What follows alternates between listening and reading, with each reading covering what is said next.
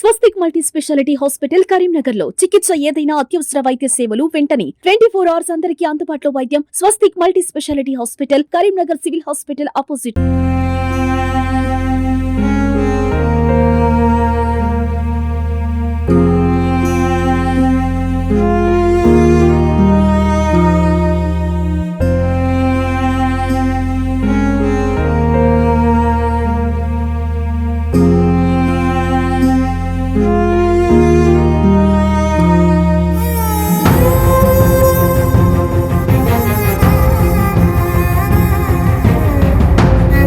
నమస్తే, welcome to Suman TV Karimnagar. నేను మీ అని. ప్రస్తుతం నేను కరీంనగర్లోని హౌసింగ్ బోర్డ్ కాలనీలో ఉన్నటువంటి కట్ల శ్రీనివాస్ అనే వ్యక్తి ఇంటి వద్ద ఉన్నాను.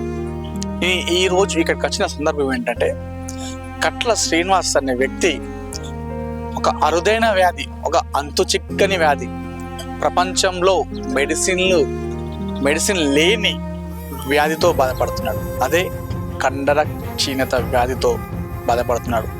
4 దశాబ్దాలుగా ఎటు కదలలేక, అంటే కనీసం తన వేళ్ళు కాలు ఇలా కదపలేక 4 దశాబ్దాలుగా 4 గోడల మధ్య నలిగిపోతున్నాడు. అయితే ఆయన బాగోగులు తన అమ్మ నాన్న చూసుకునేవారు. ప్రస్తుతం ఆయన వయసు 55 ఏళ్ళకు వచ్చింది. వారి నాన్న 2015లో కాలం చేశారు. అమ్మ వృద్ధాప్యం రావడంతో అతని బాగోగులు చూసుకోవడానికి కూడా ఎవరు లేకపోవడంతో ఒక మహిళ, పద్మ అన్న మహిళ ఆయన చేరదీసింది. అతను కండర క్షీణత వ్యాధిగ్రస్తుడని తెలిసినప్పుడు కూడా ఆ మహిళ ముందడుగేసి ఆయన పెళ్లి చేసుకొని స్ఫూర్తిదాయకంగా నిలిచింది. ఎంతోమంది సూటిపోటి మాటలు అన్నప్పటికీ కూడా అవన్నీ ఏమీ పట్టించుకోకుండా 5 సంవత్సరాలుగా ఆయనకు సేవలు చేస్తూ తన జీవితాన్ని త్యాగం చేసిన మహిళ. అయితే ప్రస్తుతం ఆ కుటుంబం ఆర్థిక స్థితిగతులు బాగలేక చాలా ఇబ్బంది పడుతున్నారు. ఎంతోమంది నాయకులు కలిసినా, ఎంతోమంది ప్రభుత్వాలకు అర్జీ పెట్టుకున్నప్పుడు కూడా లాభం లేకుండా పోయింది. ప్రస్తుతం ఆ కుటుంబం చాలా ఆర్థిక పరిస్థితుల్లో కొట్టుమిట్టాడుతుంది. అసలు ఈ వ్యాధి ఎప్పుడు ఆయనకు రావడం జరిగింది, ఎన్ని ఏళ్ళుగా బాధపడుతున్నాడు, ప్రస్తుతం ఆయన ఆరోగ్య పరిస్థితి ఎలా ఉంది, ఆ కుటుంబ పరిస్థితి ఎలా ఉంది. అదేవిధంగా ఒక మంచి పాయింట్ చెప్తాను ఏంటంటే, కండర క్షీణత వ్యాధి అనేది లక్షల్లో ఒకరికి వస్తుంది. అయితే ఈ వ్యాధికి మెడిసిన్ లేకపోవడంతో కట్ల శ్రీనివాస్ అనే వ్యక్తి ముందడుగేసి, నా శరీరాన్ని నేను ఇచ్చేస్తాను, నా శరీరంపై పరిశోధన చేసి కండర క్షీణత వ్యాధిగ్రస్తులకు మెడిసిన్ తయారు చేయండి అన్నట్టుగా ఆయన ఒక అప్పీల్ కూడా చేస్తున్నాడు. సో లోపలికి వెళ్ళి కట్ల శ్రీనివాస్ ఈ కండర క్షీణత వ్యాధితో ఎలా బాధపడుతున్నాడు, ఆ కుటుంబ పరిస్థితి ఎలా ఉంది, అన్ని విషయాలు లోపలికి వెళ్ళి తెలుసుకుందాం రండి.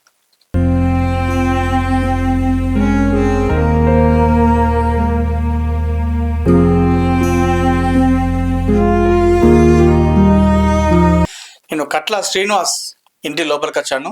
మీరు విజువల్స్ చూసుకోవచ్చు కట్ల శ్రీనివాస్ని. ఈయనే కండర క్షీణత వ్యాధితో 4 దశాబ్దాలుగా మంచానికే పరిమితమైన వ్యక్తి ఈయనే. 4 గోడల మధ్య 4 దశాబ్దాలుగా గడుపుతున్నాడు. ఒకసారి ఆయన మాటలో విందాం. ఎప్పుడు ఈ వ్యాధి ఉందని చెప్పేసి గ్రహించాడు, 4 దశాబ్దాలుగా తను ఏం కోల్పోయాడు, ఒక మహిళ తన జీవితాన్ని త్యాగం చేసి ఆయన జీవితంలోకి అడుగుపెట్టింది. ఇవన్నీ విషయాలను అసలు అడిగి తెలుసుకునే ప్రయత్నం చేద్దాం. అసలు మాట్లాడదాం ఆయనతో. సార్ నమస్కారం. సార్ శ్రీనివాస్ గారు నమస్తే. ఎలా ఉన్నారు సార్? బాగున్నాను, పర్వాలేదు సార్. అసలు అంతు చిక్కని వ్యాధి, ప్రపంచంలో ఈ వ్యాధికి మెడిసిన్ అంటూ లేని వ్యాధి. అసలు ఈ వ్యాధి మీరు ఎప్పుడు గ్రహించారు సార్? ఏ సమయంలో, ఏ వయసులో మీరు గ్రహించడం జరిగింది? ఇది నేను 10వ తరగతి చదువుతున్న రోజుల్లో, అంటే 1985-86 సంవత్సరంలో నాకు ఒక టైఫాయిడ్ అనేటువంటి జ్వరం రావడం జరిగింది. అది 3 దఫాలుగా, అంటే 30 రోజులు. దాని తర్వాత వీక్నెస్ అయిపోయాను. ఆ తర్వాత నాకు నడక ప్రాబ్లం మొదలైంది. నేను కరీంనగర్లో ఉన్న డాక్టర్లు అందరి దగ్గరికి వెళ్ళి పరీక్ష చేయించుకుంటే, ఇది మాకు అంతు చిక్కడం లేదు, మీరు హైదరాబాద్ లాంటి పెద్ద నగరాల్లో చేయించుకోమని చెప్పారు. నేను మా నాన్నగారిని తీసుకొని హైదరాబాద్కి వెళ్ళాను. అక్కడ మెడినోవా నిమ్స్ హాస్పిటల్లోకి వెళితే నా పరిస్థితిని చూసి, నా యొక్క నడకని చూసి వాళ్ళు నా శరీరంలో బయాప్సీ చేశారు. దాని తర్వాత నిమ్స్ వాళ్ళు ఇచ్చిన రిపోర్ట్ ఏమిటంటే, మీకు కండర క్షీణత వ్యాధితో బాధపడుతున్నారు అనేటువంటిది ఒక నిర్ధారణ చేయడం జరిగింది. దీనికి చికిత్స భారతదేశంలో కానీ ప్రపంచంలో కానీ ఎక్కడ లేదని చెప్పారు. సో నేను కొన్ని నెలల పాటుగా ఆత్మన్యూనతలోకి వెళ్ళిపోయాను. దాని తర్వాత నేను నా తోటి మిత్రులు మరియు నాకు ఉన్నటువంటి కుటుంబ నేపథ్యంలో వాళ్ళందరూ ఆరోగ్యంగా ఉండడం, నాకు ఈ వ్యాధి రావడం ఏమిటి అని నేను కొద్దిగా మానసికంగా కృంగిపోవడం కూడా జరిగింది. తర్వాత నేను నాకు నేనే కోలుకొని ఒక 6 నెలలు 1 సంవత్సరంకి ఈ వ్యాధి ఏమిటి, ఈ శరీరంలో ఇలాంటి రోగం నాకు ఎందుకు వచ్చింది అని నేను మదన పడ్డాను. దాని తర్వాత నేను ధ్యానము, ప్రాణాయామము, యోగా అనేటువంటి ఒక కొత్త ఒడంబడికను నేను దాని దగ్గర చేసుకొని అటువైపు నేను ప్రయాణం చేశాను. తర్వాత ఈ వ్యాధిని దొరకపట్టాలి, ఈ వ్యాధిని అంతు చూడాలనేటువంటి ఒక ఆలోచనను పెట్టుకొని నా జీవితాన్ని కొనసాగించాను. అప్పటికే నాకు 18 సంవత్సరాలు వచ్చాయి. నేను ఇంటికి పరిమితం అయిపోయాను. కాళ్ళు చేతులు బాగా వీక్నెస్ అయిపోయాయి, చచ్చుబడిపోయాను. అయినప్పటికీ మొక్కబోని ధైర్యంతో అప్పటి నుండి ఇప్పటి వరకు కూడా నేను ప్రాణాయామం, యోగా అవి చేస్తూ మా అమ్మా నాన్నలు చేసేటువంటి సేవతో ప్రతిరోజు నేను గడుపుకుంటూ వస్తున్నాను. నేను ఇప్పుడు మధురానగర్ హౌసింగ్ బోర్డుకు దగ్గరగా ఉన్నటువంటి ప్రాంతంలో మా నాన్నగారు కట్టిన ఇంట్లో ఉన్నాను. ఇది తర్వాత మా నాన్నగారు 2017 వరకు నాకు స్నానం చేయించడం, లొంగి కట్టడం, మా అమ్మ అన్నం తినిపించడం, పడుకోబెట్టడం, లేవటడం ఇది జరుగుతుంది. ఒకసారి శ్రీనివాస్ గారి మీకు చూపిస్తాను. అతను వ్యాధి కండర క్షీణత అంటే చాలా మంది కూడా తెలియదు ఈ వ్యాధి ఉంటుందా అని చెప్పేసి. మీకు ఒకసారి లైవ్ చూపిస్తాను, చూడండి సార్. ఒకసారి మీ మూమెంట్ ఇవ్వండి సార్.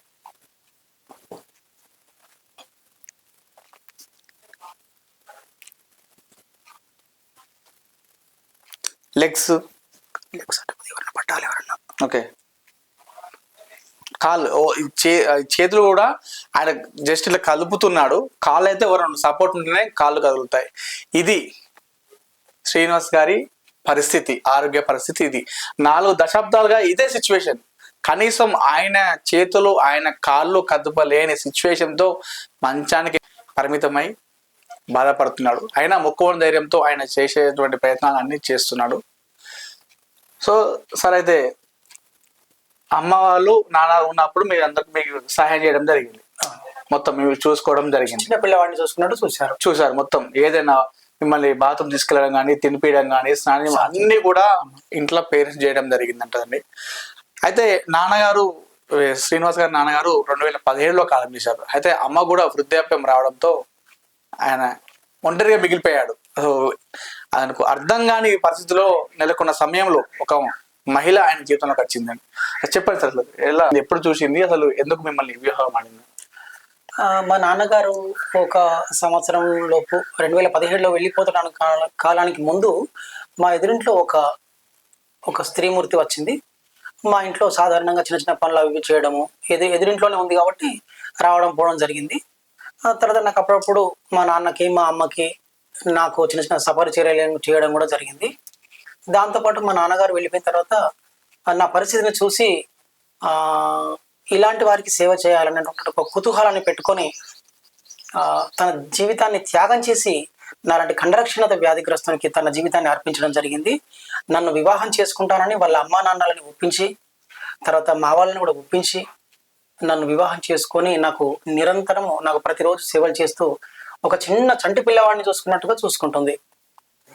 ఆమె పేరు పద్మ.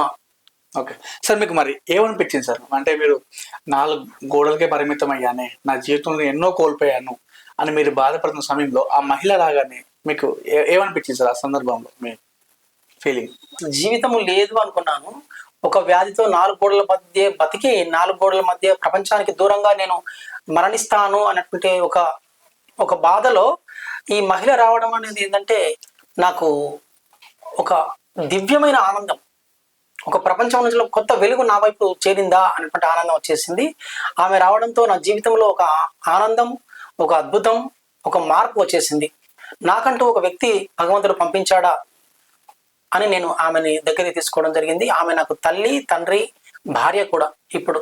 ఓకే, మరి మీ ఆర్థిక స్థితిగతులు ఏంటి సార్? ప్రస్తుతానికి నాకు ప్రభుత్వం ఇచ్చేటువంటి ఆసరా పెన్షన్ ద్వారా నా జీవితం గడుపుతుంది. సాధారణంగా తెలిసిన వాళ్ళు తృణమో పనమో ఇవ్వడము, తర్వాత దాతల నుంచి ఏమైనా చిన్న సహాయం అందడం వల్ల వాటిని నేను కుటుంబానికి ఖర్చు పెట్టుకోవడం జరుగుతుంది. ఇదే నాకు ఆదాయము, వేరే ఉపాధి అంటూ ఏదీ లేదు. రీసెంట్లీ గడిచిన ఒక 6 నెలల నుంచి మా పద్మ, నా భార్య, ఆమె కర్రీ పాయింట్కి వెళ్ళి అక్కడ వంటలు చేయడము, దాంతోపాటు రోజుకు 300 రూపాయల కూలీతో నాకు అన్నం పెడుతూ నన్ను కాపాడుకుంటుంది. ఓకే సార్, అంటే మీరు ఈ విషయం పైన ఎప్పుడన్నా నాయకులు కానీ ప్రభుత్వం కానీ అర్జీ పెట్టుకున్నారా? వాళ్ళు ఏమన్నారు అసలు? చాలా సార్లు నేను స్థానికంగా ఉండేటువంటి ఎమ్మెల్యే గారికి, ఎంపీ గారికి నా యొక్క అభ్యర్థనను, నా యొక్క బాధను విన్నవించుకోవడం జరిగింది. రీసెంట్లీ ఒక ఒక ఒక నెల రోజుల క్రితం ఒక నాయకుడి దగ్గరికి వెళ్ళి, అయ్యా నాకు దయచేసి నా పరిస్థితి ఇలా ఉంది, నాకు భిక్ష ఇవ్వండి అని నేను వారిని అభ్యర్థించడం జరిగింది. కానీ నేను వాళ్ళ కాళ్ళ వెళ్ళ పడ్డప్పటికి కూడా నాకు వాళ్ళ నుంచి ఎలాంటి ఆదరణ రాలేదు. నిరాదరణకు గురై నేను సైలెంట్గా ఉండిపోయాను. అధికారులు కూడా నన్ను పట్టించుకోకపోవడం చాలా బాధాకరంగా ఉంది. 40 సంవత్సరాల నా యొక్క ఈ కండరక్షణత వ్యాధితో బాధపడుతున్న నేను మొన్ననే తమిళనాడులో జరిగినటువంటి ఒక సినిమా యాక్టర్ నెపోలియన్ వారి పుత్రుడైనటువంటి ఒక కండరక్షణత బాధితుడిని అక్కడ ఉన్నటువంటి ఒక మహిళ ఇష్టపడి వివాహం చేసుకొని ఇప్పుడు తమిళనాడులో కాదు భారతదేశంలో కూడా ఒక చారిత్రాత్మకంగా మిగిలిపోయింది. ఆమె అతన్ని వివాహం చేసుకున్న తర్వాత ప్రముఖ సినిమా తమిళనాడు సినిమా నటి ఖుష్బు వారిని ఇంటర్వ్యూ చేయడం, వారికి ప్రజాదరణ లభించింది భారతదేశంలో కాదు ప్రపంచవ్యాప్తంగా. మరి అలాంటి పరిస్థితులలో నన్ను వివాహం చేసుకున్నటువంటి నన్ను అటు ప్రభుత్వ అధికారులు కానీ, తర్వాత ఇంకా స్వచ్ఛంద సంస్థలు కానీ, ప్రభుత్వం కానీ ఆదుకోకపోవడం, మరి నాయకులు రాకపోవడం అనేది చాలా బాధాకరమైన విషయం. ఇలాంటి వ్యాధితో బాధపడుతూ కదలలేని పరిస్థితుల్లో ఉన్న నన్ను వివాహం చేసుకున్న మాకు ఆదరణ లభించాలి, మాకైనా సహాయం కావాలి. నాయకులు కానీ, తర్వాత సినిమాకు సంబంధించిన వాళ్ళు కానీ, ఇంకెవరైనా పెద్ద పెద్ద నాయకులు మా పరిస్థితిని గమనించాలి, నా యొక్క అవస్థ, శరీరంలో ఉన్నటువంటి అవస్థను గమనించాలి. నేను ఇప్పటికి కూడా ప్రాణాయామం, యోగా చేసుకుంటూ జీవిస్తున్నాను. దయచేసి నన్ను దృష్టిలో పెట్టుకొని సహాయం అందించాలి, నన్ను కాపాడుకోవాలని నేను ఈ సమాజానికి, ఈ ప్రభుత్వానికి, ఈ దేశానికి నేను విన్నవించుకుంటున్నాను. అంటే కండరక్షీణత వ్యాధి అనేది చాలా మంది కూడా తెలియదు సార్. బయట ఇట్లా ఈ వ్యాధి ఉంటుందని చెప్పి చాలా మంది కూడా తెలియదు. ఇట్లా అంటే లక్షల్లో కొందరికి వచ్చే వ్యాధి ఇది, ఈ కండరక్షీణత అనేది. ఇట్లా మీలా కూడా కొంతమంది బాధపడుతుంటారు కదా సార్. అంటే వాళ్ళు మీరు ఏం బాధపడుతుంటారు సార్? లోపల ఎలాంటి క్షోభ అనుభవిస్తారు మీరు ఈ వ్యాధితో? అలాంటి కండరక్షీణత వ్యాధి గ్రస్తులతో ముఖ్యంగా ప్రపంచానికి దూరంగా ఉండడం జరుగుతుంది. 4 గోడలపై పరిమితమైపోయి ఒక దీనమైన అవస్థను అనుభవిస్తున్నాం మేమందరం. రాష్ట్ర వ్యాప్తంగా ఉన్నటువంటి కండరక్షీణత బాధితులందరూ కూడా గోడలకే, 4 గోడల మధ్య బల్లకే పరిమితమై బాధపడుతున్నారు. మిగతా వ్యాధులతో బాధపడే వాళ్ళు ప్రపంచాన్ని చూస్తారు, బయటికి వెళుతారు, రోడ్ల మీద నడుస్తారు, అటు ఇటు బయటికి వెళ్ళొచ్చు, ఊర్లు తిరగచ్చు. కానీ మాలాంటి వాళ్ళకి మాత్రం ఎలాంటి బయటికి వెళ్ళే అవకాశం లేదు. నేను బయటికి వెళ్ళాలంటే నన్ను 4 మొయ్యాలి, అంబులెన్స్లో తీసుకెళ్ళాలి. ఎటన్నా ఊరికి వెళ్ళాలన్నా, ఎటన్నా హాస్పిటల్కి వెళ్ళాలన్నా అంబులెన్స్లో వెళ్ళాలి. కానీ మాలాంటి ఒక బాధితుల క్షోభ వర్ణనాతీతం, అది చెప్పడానికి కూడా లేదు. ఇప్పుడు 4 మనుషుల్ని వెళ్ళి బయట చూద్దామన్నా, 4 గోడల రోడ్లు చూడాలన్నా, లేకపోతే సిటీలోకి వెళ్ళి చూడాలన్నా కానీ ఎలాంటి అవకాశం లేదు. ఇలాంటి మేము బాధను అనుభవిస్తున్నాం. మా వేదన వర్ణనాతీతం. ఓకే, శ్రీనివాస్ గారికి ఈ వ్యాధి రావడంతో నాలాగా ఎన్నో వేల మంది, చాలా మంది కూడా ఈ వ్యాధితో బాధపడుతున్నారు, మానసిక క్షోభ అనుభవిస్తున్నారు.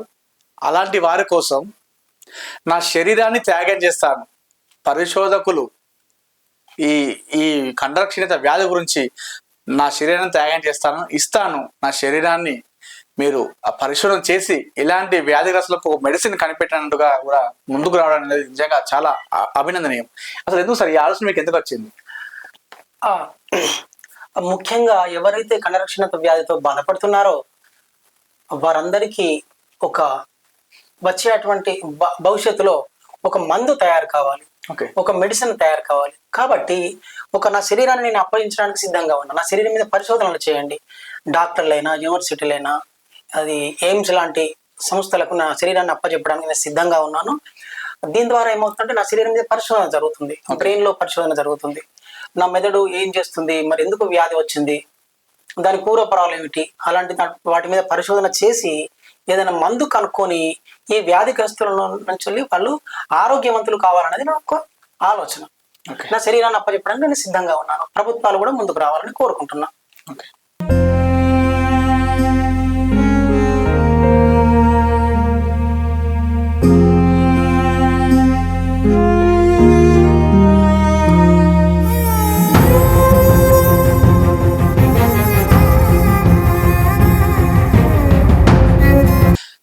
కండర క్షీణత వ్యాధిగ్రస్తుడు కట్ల శ్రీనివాస్ కోసం తన జీవితాన్ని త్యాగం చేసిన మహిళ పద్మ గారు ప్రస్తుతం నాతో ఉన్నారు. ఒకసారి ఆమెతో మాట్లాడదాం.